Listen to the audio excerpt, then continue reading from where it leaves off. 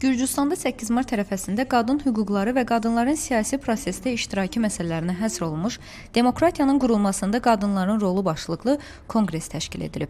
Tədbir çərçivəsində qadınların demokratik prosesin formalaşmasında rolu və ölkənin inkişafında mühüm əhəmiyyət daşıyan digər mövzular müzakirə olunub.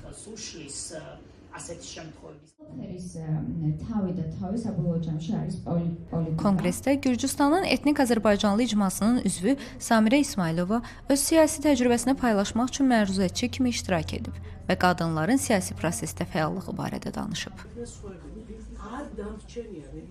Bugünkü Qadınlar Konqresi ilk dəfə keçirilir Gürcüstanda və konqresin əsas məqsədi Gürcüstanda başqa sahələrdə fəaliyyət göstərən qadınları bir araya toplaması və gündəmdə olan önəmli mövzular haqqında diskussiya və gələcək strategiyalar haqqında müzakirələr idi.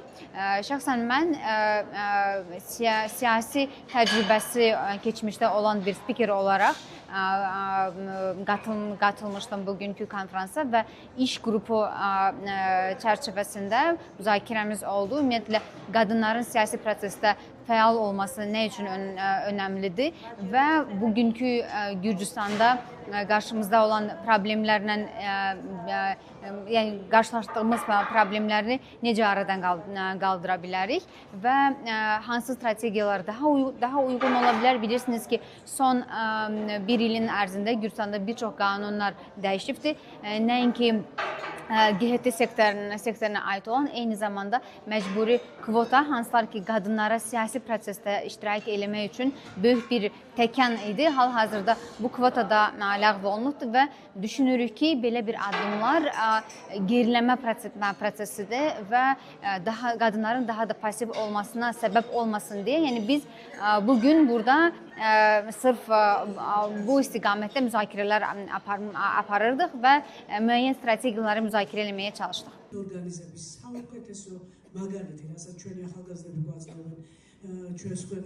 Yəni hal-hazırda GHT sektoruna da olan dəyişikliklər və Rus qanunu adlandırdığımız qanunun qəbulundan sonra bizim bölgədə, yəni Kvemkartli bölgəsində və Qaxetidə hardakı etniki azlıqlar və etniki Azərbaycanlılar yaşayırlar. Bir çox təşkilatlar fəaliyyət göstərirdilər və əksəriyyəti hər hansısa servisi təklif eləməyə çalışırdı etniki azlıqlara. O servisləri hansıları ki, dövlət strukturları və institutları təşkil eləmir və onları əvəz eləmək üçün və inteqrasiyasına Gürcüstanda yaşayan etniki azlıqların real inteqrasiyasına dəstək olmaq üçün bir çox proqramlar həyata keçirilirdi.